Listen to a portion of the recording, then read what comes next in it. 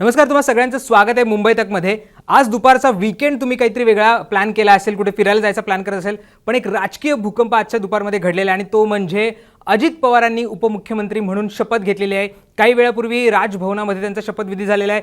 या शपथविधीला मुख्यमंत्री एकनाथ शिंदे, उपमुख्यमंत्री देवेंद्र फडणवीस आणि राष्ट्रवादीचे 9 जे आमदार आहेत त्यांनी मंत्रिपदाची शपथ घेतलेली आहे। राष्ट्रवादीच्या 9 आता मंत्री असणार आहेत या नव्या मंत्रिमंडळामध्ये। खरं तर गेल्या काही दिवसांपासून चर्चा होती की शिंदे फडणवीस सरकारांचा लवकरच मंत्रिमंडळ विस्तार होईल असं म्हटलं जात होतं।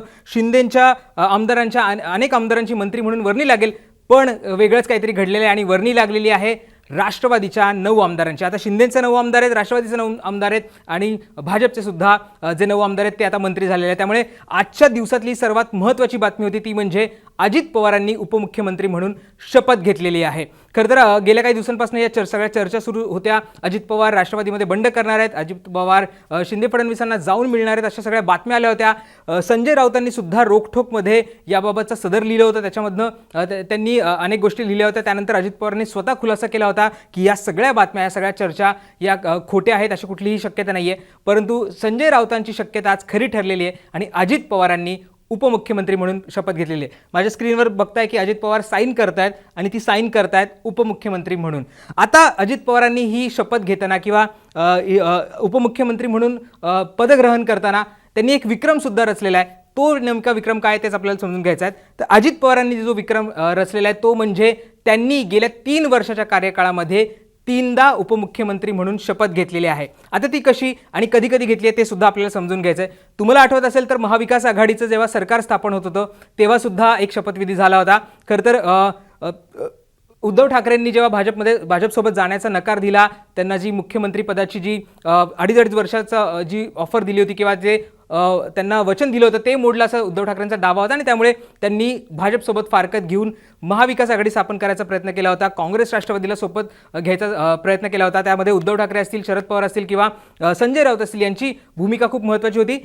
या सगळ्या महाविकास आघाडीची सगळी चर्चा सुरू होती, त्यांच्या बैठका सुरू होत्या, त्यांचं सत्र सुरू होतं, कोणाला किती आमदार द्यायचे, कोणाला मंत्री करायचं, या सगळ्या बाबतची चर्चा सुरू होती। आणि त्याच काळामध्ये एक दिवस महाविकास आघाडीच्या बैठकीनंतर अजित पवार हे नॉट रिचेबल झाले होते आणि दुसऱ्या दिवशी पहाटे अजित पवारांनी देवेंद्र फडणवीस यांच्यासोबत उपमुख्यमंत्री म्हणून शपथ घेतली होती। ती होती या त्या 3 वर्षामधली पहिली अजित पवारांची उपमुख्यमंत्री म्हणून घेतलेली शपथ। देवेंद्र फडणवीस आणि अजित पवारांचं ते सरकार स्थापन झालं होतं। अवघ्या 70 ते 80 तासामध्ये हे सरकार कोसळलं होतं, कारण तेव्हा म्हटलं गेलं होतं की अजित पवारांना त्यांच्या आमदारांचा पाठिंबा आहे, परंतु इकडे शरद पवारांनी जाहीर केलं की आमचा कुठलाही पाठिंबा आहे अजित पवारांना नाहीये किंवा अजित पवारांसोबत जे आमदार गेले त्यांनाही आमचा कुठला पाठिंबा नाहीये। आणि त्यानंतर एक आमदार हे राष्ट्रवादीमध्ये परत आले, शरद पवारांकडे परत आले आणि त्यानंतर देवेंद्र फडणवीसांनी सुद्धा त्यांच्या मुख्यमंत्रीपदाचा राजीनामा दिला आणि अर्थातच जे सरकार कोसळल्यानंतर अजित पवारांनी देखील त्यांच्या उपमुख्यमंत्री पदाचा राजीनामा दिला। त्यामुळे या काळामध्ये अजित पवार हे पहिल्यांदा उपमुख्यमंत्री झाले होते या सगळ्या 2019 पासून जे आतापर्यंतच्या 3 वर्षाच्या कार्यकाळामध्ये। हे सगळं झालं, ते सरकार कोसळलं, त्यानंतर महाविकास आघाडीचं सरकार आलं, त्याच्यामध्ये उद्धव ठाकरे हे मुख्यमंत्री म्हणून विराजमान झाले, त्यांनी शपथ घेतली। तुम्हाला आठवत असेल तर छत्रपती शिवाजी पार्कवर एक शपथविधी सोहळा झाला होता। त्या शपथविधी सोहळ्यामध्ये राष्ट्रवादीच्या, शिवसेनेच्या आणि काँग्रेसच्या काही आमदारांनी शपथ घेतली होती, मंत्री म्हणून शपथ घेतली होती। परंतु या मंत्रिमंडळामध्ये अजित पवारांचा शपथविधी झाला नव्हता। त्यावेळेस अजित पवारांना तिथे स्थान दिलं नव्हतं किंवा त्यांचा शपथविधी झाला नव्हता। पण काही काळानंतर या सरकारमध्ये म्हणजे महाविकास आघाडी सरकारमध्ये सुद्धा अजित पवार हे उपमुख्यमंत्री म्हणून विराजमान झाले होते, त्यांनी शपथ घेतली। त्यानंतरच्या काळामध्ये त्यांनी उपमुख्यमंत्री म्हणून काम केलं, उद्धव ठाकरेंच्या नेतृत्वात त्यांनी काम केलं। पण जो मधला काळ होता सगळा तो कोविडचा काळ होता। त्या कोविडच्या काळामध्ये अजित पवार हे दुसऱ्यांदा मुख्यमंत्री होते आणि त्यांनी सगळा तो कारभार आपण केलेला पाहायला मिळालेला आहे। त्यानंतर तिसरी घटना घडली ती म्हणजे शिवसेनेमध्ये एकनाथ शिंदेंनी बंड केलं। त्यांनी जे 40 आमदार आहेत त्यांच्यासोबत ते भाजपसोबत गेले।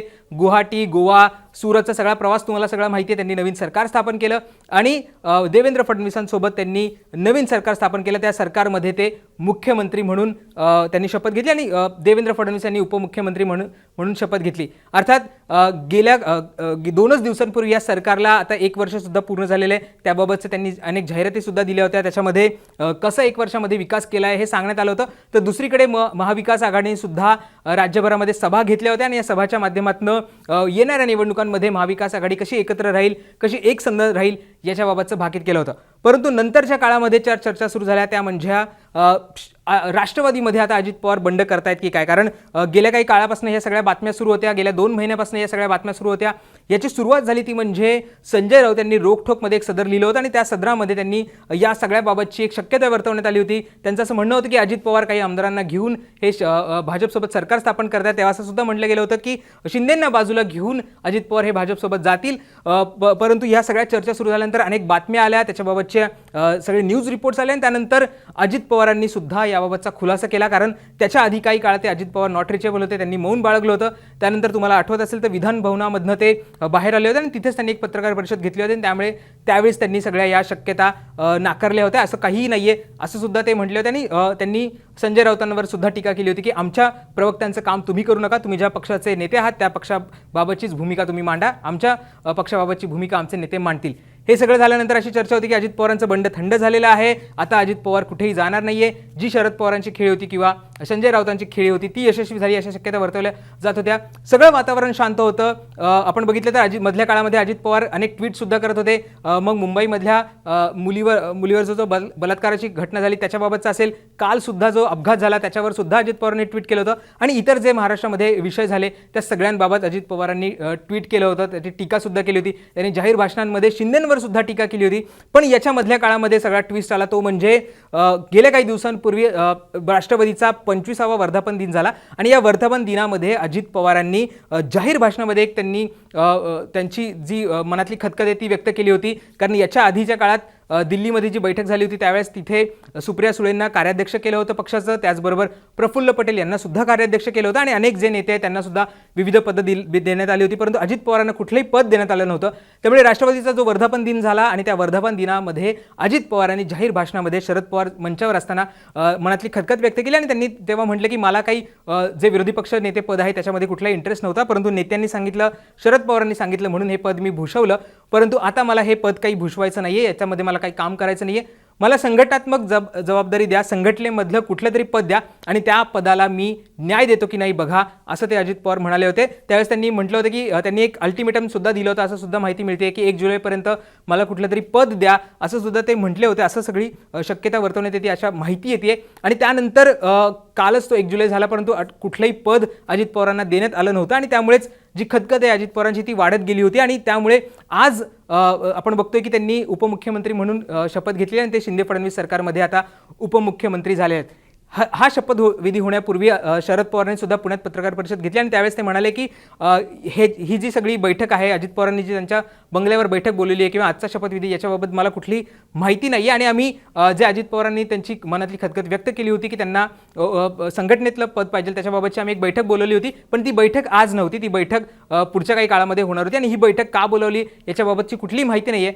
शरद पवारांची पत्रकार परिषद संपली आणि त्यानंतर सगळी सूत्र हल्ली आणि आपण बघितलं तर अजित पवारांच्या बंगल्यावरनं जे आमदारांच्या गाड्या आहेत, अजित पवार असतील ते राजभवनाकडे गेले, त्यानंतर मुख्यमंत्री एकनाथ शिंदे असतील ते सुद्धा राजभवनावर वर्षावरनं गेले, त्याचबरोबर देवेंद्र फडणवीस सुद्धा राजभवनावर गेले आणि तिथे मग राष्ट्रवादीचे सगळे आमदार आले, इतर नेते आले आणि त्यानंतर हा सगळा शपथविधी जो तुम्ही स्क्रीनवर सुद्धा बघता की अजित पवार शपथ घ्यायला जात आहेत तो सगळा घडला. तर अजित पवारांनी या 3 वर्षामध्ये खरं तर महाविकास आघाडीचं सरकार होतं, त्याच्या आधी जो 70-80 तासाचं सरकार झालं आणि आत्ताचं हे शिंदे फडणवीसांचं सरकार आहे, या तिन्ही सरकारमध्ये अजित पवारांनी उपमुख्यमंत्री म्हणून शपथ घेतलेली आहे आणि हा सगळा टेन्युअर आहे म्हणजे 2019ला निवडणुका झाल्या आणि 2024ला निवडणुका होतात, या सगळ्या काळामध्ये अजित पवार हे 3दा उपमुख्यमंत्री झालेले आणि एक वेगळा रेकॉर्डच त्यांनी त्यांच्या नावावर आता रजिस्टर केलेला. आणि त्या जेव्हा अजित पवारांनी पत्रकार परिषद घेतली या सगळ्या शपथविधीनंतर त्यावेळी सुद्धा ते म्हटले की आता देशातलं आपण नरेंद्र मोदींचं नेतृत्व मान्य करायला हवं, त्यांच्यासोबत जाणं महत्त्वाचं आहे आणि त्यांनी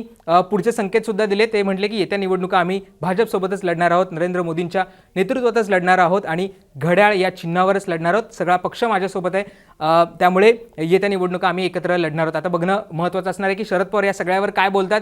जशी शिवसेनेमध्ये फूट झाली तशी फूट आता राष्ट्रवादीमध्ये होतीये का? अजित पवार हे पक्षावर क्लेम करतायत का? शरद पवार नेमकी काय भूमिका घेतात हे सगळं बघणं आपल्याला महत्त्वाचं असणार आहे. पण या सगळ्यामध्ये अजित पवारांनी जो रेकॉर्ड केला आहे, जो आम्ही तुम्हाला सातत्याने सांगते, तो म्हणजे या सगळ्या काळामध्ये 2019 पासून अजित पवार यांनी 3दा मंत्रिपदाची शपथ घेतली आहे आणि 3दा ते उपमुख्यमंत्री झाले आहेत. खरं तर राज्याच्या इतिहासात ही पहिल्यांदाच घटना घडत असेल की एखाद्या मंत्र्यांनी 3 सरकारमध्ये सेम पद भूषवले किंवा 3दा त्यांनी उपमुख्यमंत्री म्हणून शपथ घेतलेली. त्यामुळे येत्या काळामध्ये हे राजकारण किती रंगतं, येत्या काळामध्ये काय घडामोडी घडतात, याच्यावर शरद पवार काय बोलतात, उद्धव ठाकरे काय बोलतात, हे पाहणं सुद्धा महत्त्वाचं असणार आहे.